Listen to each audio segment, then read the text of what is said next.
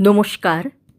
রুনার সংগ্রহে সকলকে স্বাগত জানাই।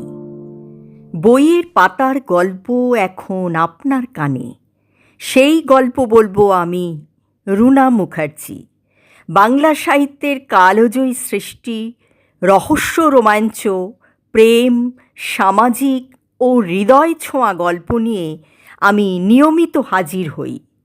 চলুন শুরু করি আজকের গল্প।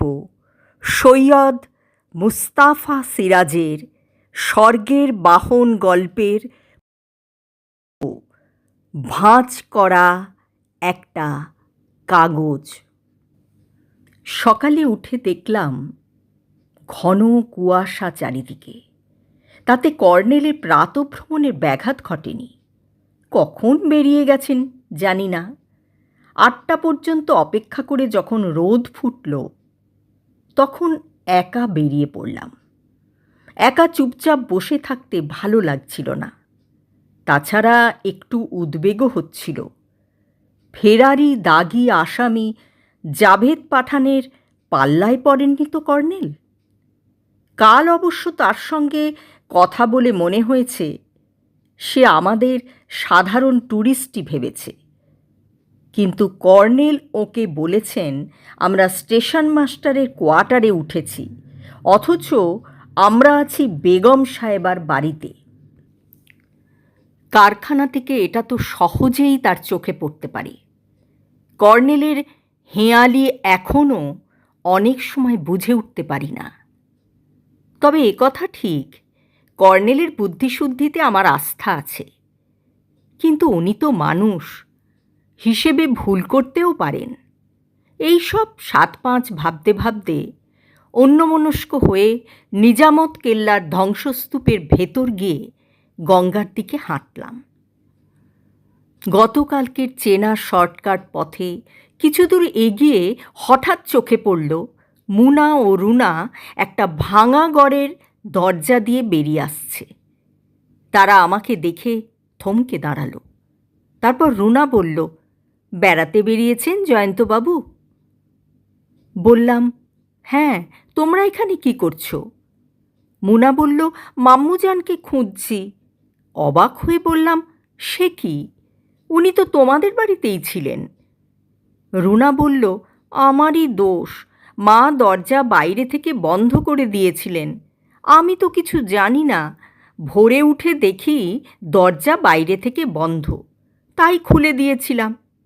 কখন বেরিয়ে গেছেন ছোটো মামা। মা খুব বকাবকি করছেন, তাই ওকে খুঁজতে বেরিয়েছি। কর্নেলের কথাটা মনে পড়ল। বলছিলেন যে নাসির খাঁয়ের জন্য তাঁর ভাবনা হচ্ছে। বললাম, কাল রাত্রিরে ওর গান শুনে মনে হচ্ছিল পাগলামি সেরে গেছে। মুনা বলল, আমরাও তাই ভেবেছিলাম। অনেক রাত্রির অবধি কথা বললেন। রুনা ওর কথা কেড়ে বলল, সে তো আবোল তাবোল কথা। বললাম, কি বলছিলেন ছোট নবাব? রুনা বলল, কিছু কি বোঝা যায়? আমি একটুও বুঝতে পারিনি। মুনা বলল, বোঝা যাবে না কেন? বললেন না বোর্রাক আস্তাবলে বাঁধা আছে, দেখে আয় তোরা। রুনা চমকে উঠে বলল, হ্যাঁ, বোর্রাকের কথাও বলছিলেন ছোটো মামা। মুনা এদিকে ওদিকে তাকাচ্ছিল।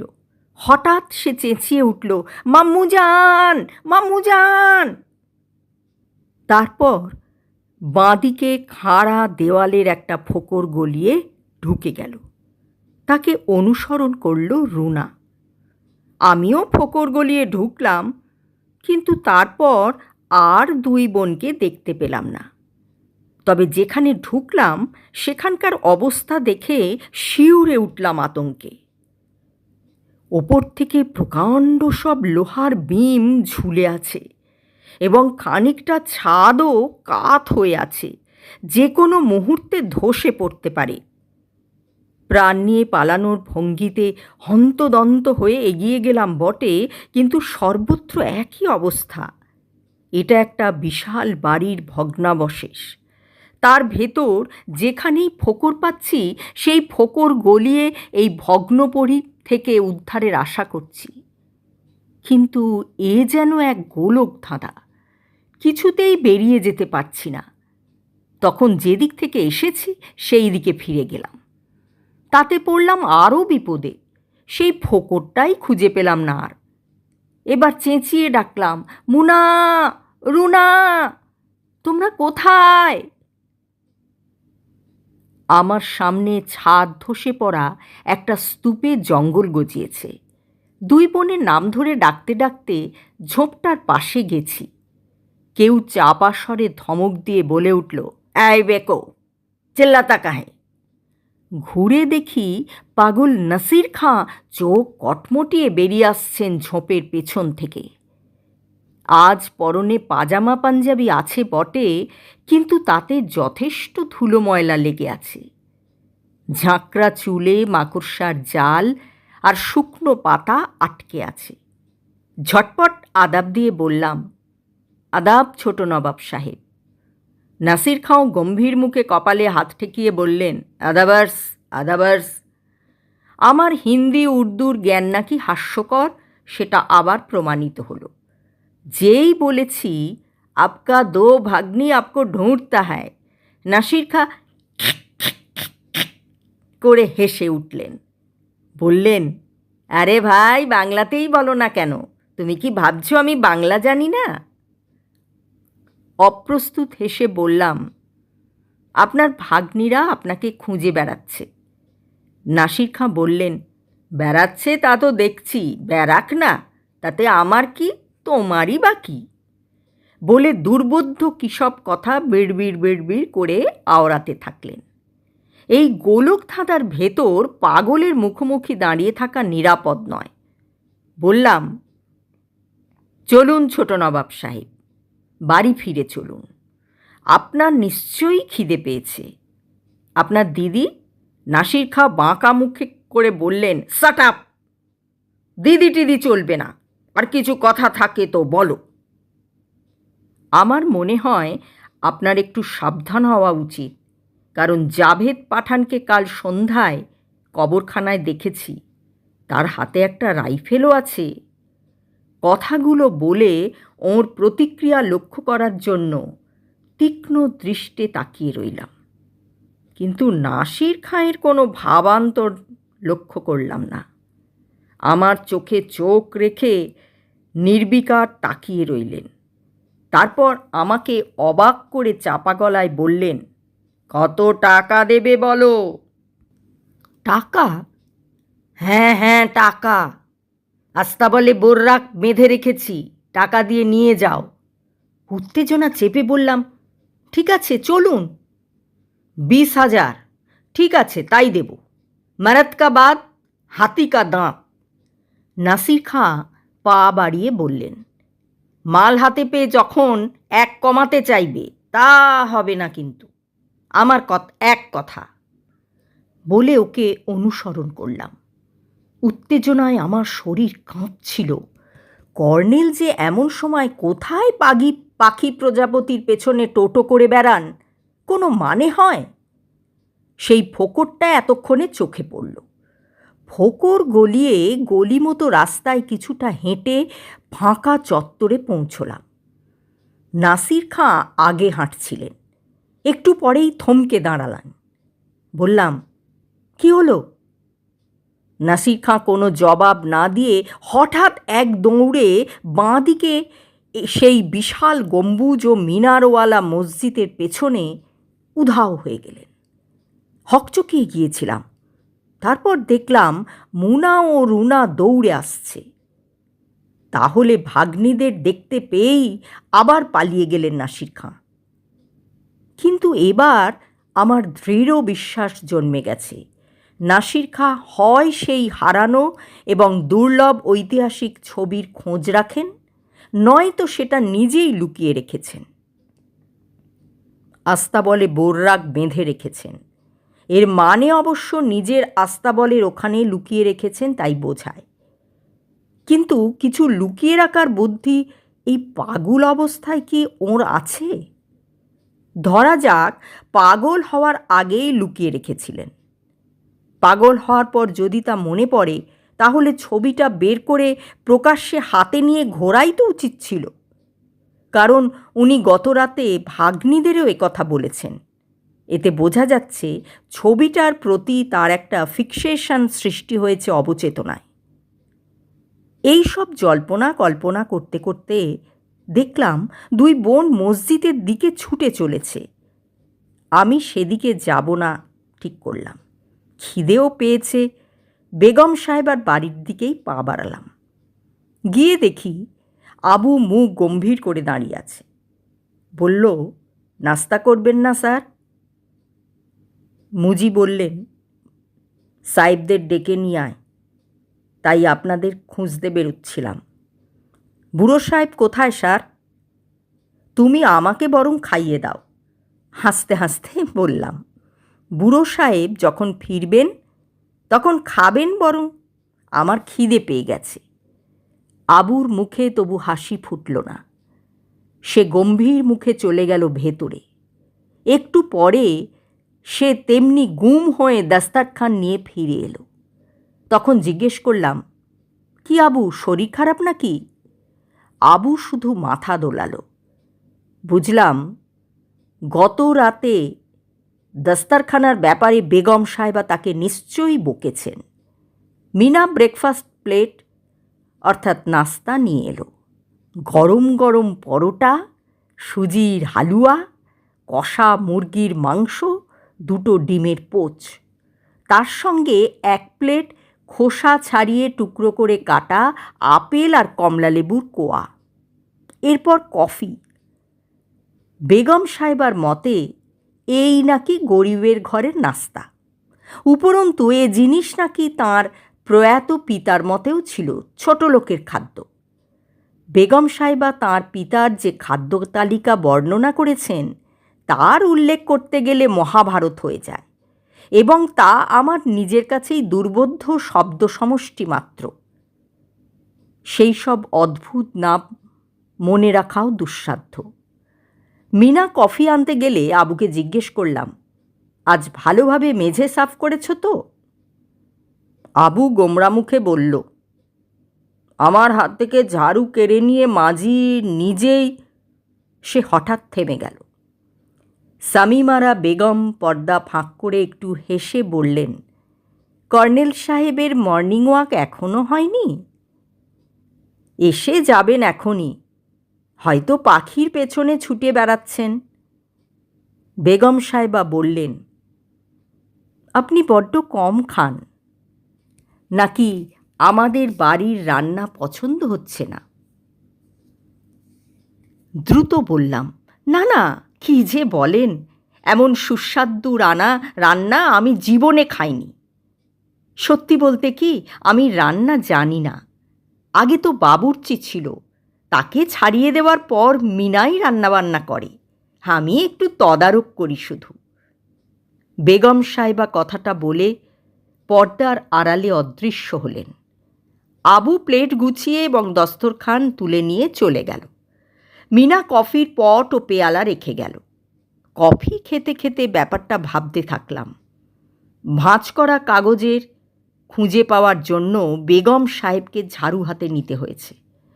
নিশ্চয়ই খুব গুরুত্বপূর্ণ কাগজ, কিন্তু এঁটো দস্তরখানের ভেতর রেখে দিয়েছিলেন কেন? অন্যমনস্কতার জন্য, নাকি দ্রুত গোপন করার ঝোঁকে? কারুর চোখে পড়ার ভয়েই কি ঝটপট লুকিয়ে ফেলেছিলেন হাতের কাছে যা পেয়েছিলেন তার ভেতরেই? বাড়িতে লোক বলতে আবু, মিনা আর তার দুই যমজ মেয়ে। কাল সন্ধ্যার পর অবশ্য নাসির খাঁও ছিলেন, কিন্তু তিনি তো পাগল মানুষ, আর আবু মিনাকে ওর ভয় করার কারণই বা কি? অতএব মুনা রুনার চোখে পড়ার ভয়েই ঝটপট কাগজটা লুকিয়ে ফেলেছিলেন। কর্নেল ফিরে এলেন তখন 10টা বাজে। বললাম, আমি তো ভাবছিলাম গুলি খেয়ে কাত হয়ে পড়ে আছেন কোথাও।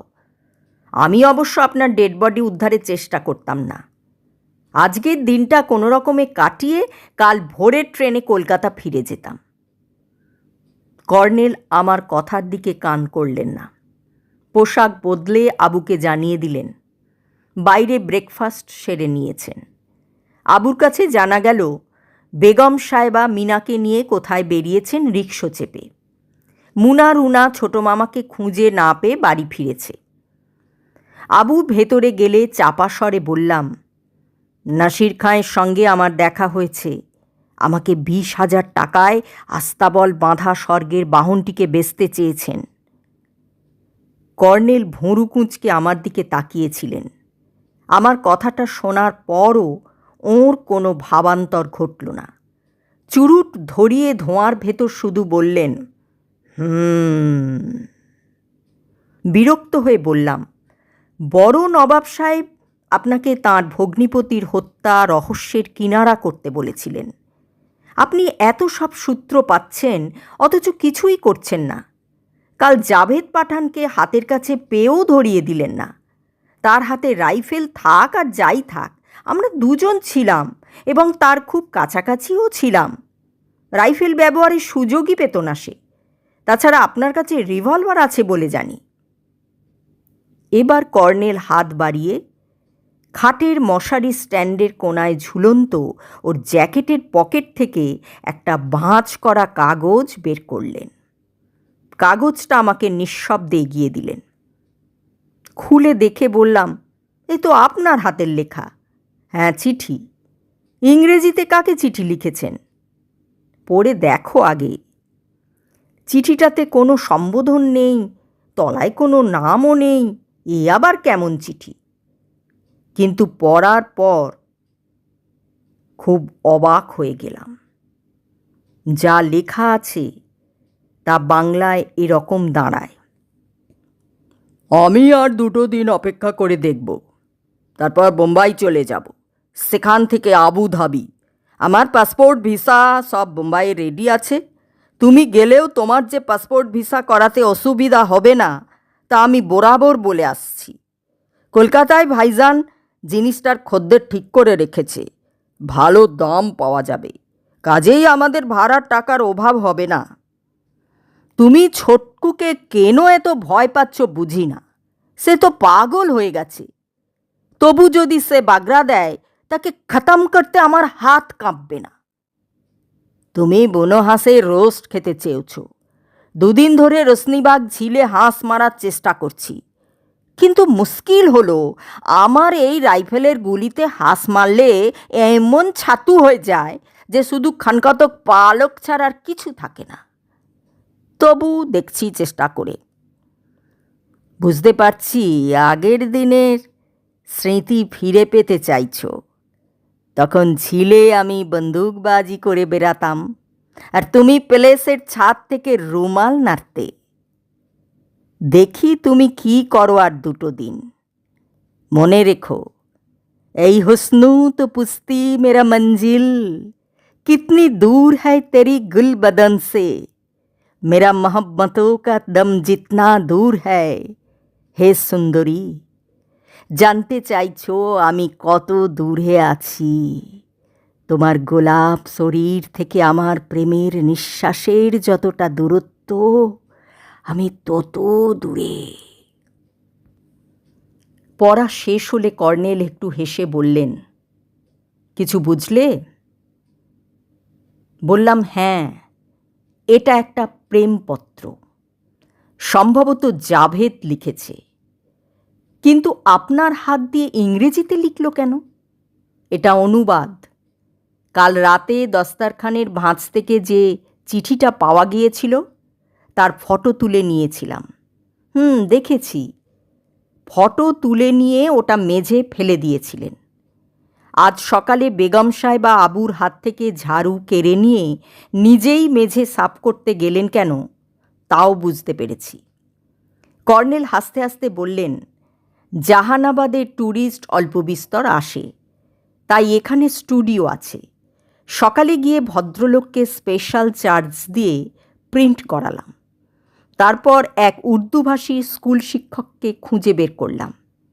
তিনি বাংলা ভালো বলতে পারেন না, তবু যা বললেন তাতে প্রচুর ইংরেজি থাকায় আমি ইংরেজিতে অনুবাদ করে ফেললাম।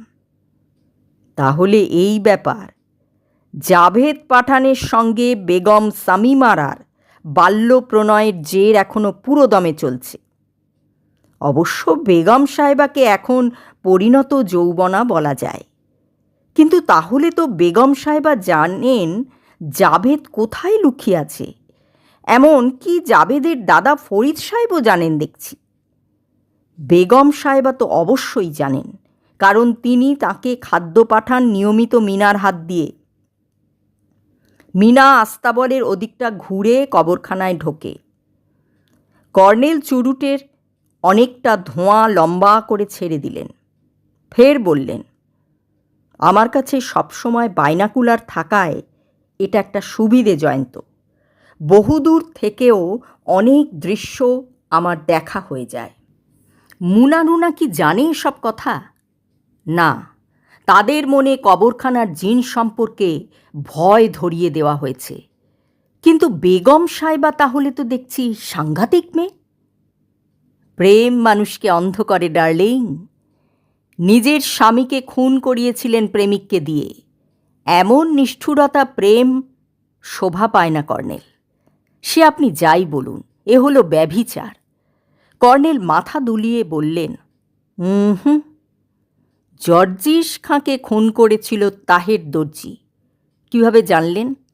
নবাবদের আস্তাবল বাড়িটা তুমি দেখনি, দেখার মতো জায়গাও নয়। কবরখানার পূর্ব দক্ষিণ কোণে ওই যে দেখছো ভাঙাচোরা বাড়িটা, ওটাই আস্তাবল ছিল নবাবদের স্বর্ণযুগে। এখনও গোটা দিনে ঘর আছে। একটাতে থাকতো তাহের মিয়া, বাকি দুটোর মধ্যে একটাতে থাকে এক বুড়ি, অন্যটাতে তার দূর সম্পর্কের নাতি মকবুল রিকশাওয়ালা আর তার বউ। বাজার থেকে ফেরার পথে মকবুলের রিকশায় আসছিলাম।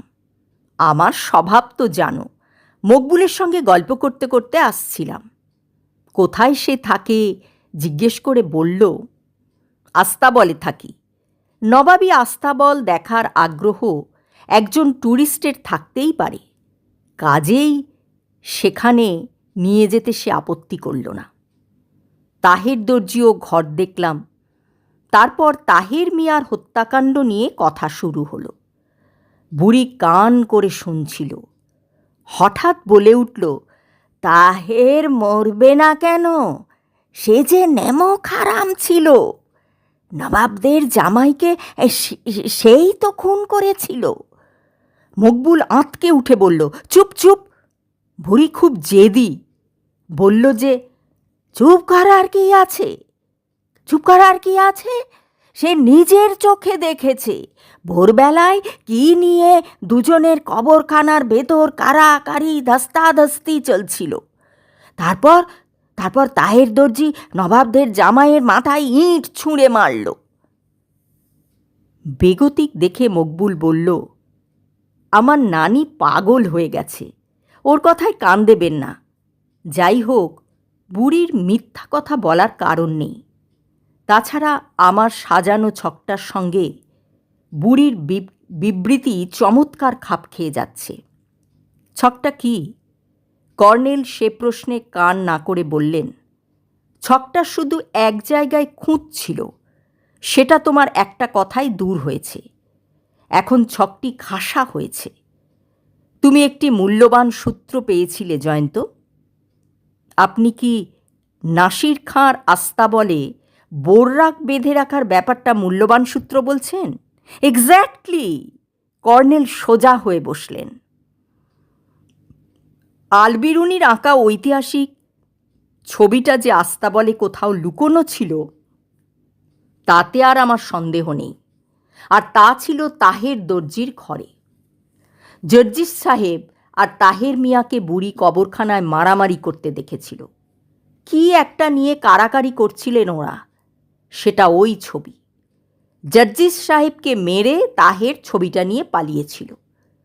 কবরখানায় জর্জিস সাহেব ছবি নিয়ে কি করছিলেন? বড় নবাব সাহেব যাতে ছবিটা জোর করে না নিয়ে যান, তাই উনি সেটা লুকিয়ে রাখতে গিয়ে থাকবেন। তাহের দর্জি যে কোনো উপায় জেনে থাকবে মূল্যবান ছবিটার কথা। সে যে ওঁত পেতে ছিল এমন নাও হতে পারে, কারণটা তার ঘরের পশ্চিম জানলা থেকে কবরখানা পরিষ্কার দেখা যায়। দূরত্বও মোটে মিটার 10 বেশি নয়। কর্নেল চোখ বুজে থাকার পর হঠাৎ চোখ খুলে ফের বললেন, বড় নবাব সাহেবও তাকে ছবিটার ব্যাপারে কিছু নির্দেশ দিয়ে থাকতে পারেন, কিন্তু তাহেরের ঘরটা খোঁজা খুবই দরকার আজই। মিস্টার ভদ্রকে বলা আছে অবশ্য, কিন্তু অত গা করছেন না। দেখি বিকেলের মধ্যে আসেন কি না, নইলে রাতেই চুপি চুপি হানা দেব। নাসির খাঁ আমার কথা কেড়ে নিয়ে কর্নেল বললেন, নাসির খাঁ পাগল হয়ে গিয়ে সমস্যা বেড়েছে, নইলে উনি অনেক কিছু জানেন বলে আমার ধারণা। দিদির গোপন প্রণয় থেকে শুরু করে সব কিছুই সম্ভবত ওর জানা। বিড্ডু বলেছিল বড় নবাব সাহেব ওষুধ খাইয়ে ওকে পাগল করে দিয়েছেন। কর্নেল সে কথায় কান দিলেন না। চুরুট নিভে গিয়েছিল। আবার জেলে ধোঁয়ার ভেতরে বললেন, ছবিটা উদ্ধার করা গেলেও সেটা আর নবাবের পরিবারের হবে না। কেন? ওটা এখন রাষ্ট্রীয় সম্পত্তি। সরকার যে মুহূর্তে নিজামত কেল্লা অধিগ্রহণ করেছেন, সেই মুহূর্তের তার যা কিছু ইট কাঠ পাথর পর্যন্ত সবই সরকারের মালিকানায় চলে গেছে। বড় নবাব সাহেব কেন এত অস্থির হয়ে আমার শরণাপন্ন হয়েছিলেন, এবার তা স্পষ্ট হয়েছে জয়ন্ত। উনি আসলে ওর ভগ্নিপতির হত্যা রহস্যের কিনারা করতে চাননি। ওটা নেহাত অছিলা। ওর আসল উদ্দেশ্য ছিল আমাকে দিয়ে ছবিটি উদ্ধার করানো। কিন্তু আমি যে দেশের আইন লঙ্ঘনের পক্ষপাতী নই, উনি সেটা অনুমান করেননি। ভেবেছেন আমি গোয়েন্দাগিরি করি টাকার লোভে, তাই প্রথমে টেলিফোনে যোগাযোগ করে টাকার কথাই তুলেছিলেন। শেষ হলো আজকের গল্পটি। যদি আপনাদের ভালো লেগে থাকে তাহলে ভিডিওটি লাইক করুন, আপনার মূল্যবান মতামত কমেন্টে জানান এবং নতুন নতুন গল্প শুনতে রুনার সংগ্রহকে সাবস্ক্রাইব করুন। আবার দেখা হবে আরেকটি গল্প নিয়ে। ততক্ষণ সবাই ভালো থাকুন। ধন্যবাদ।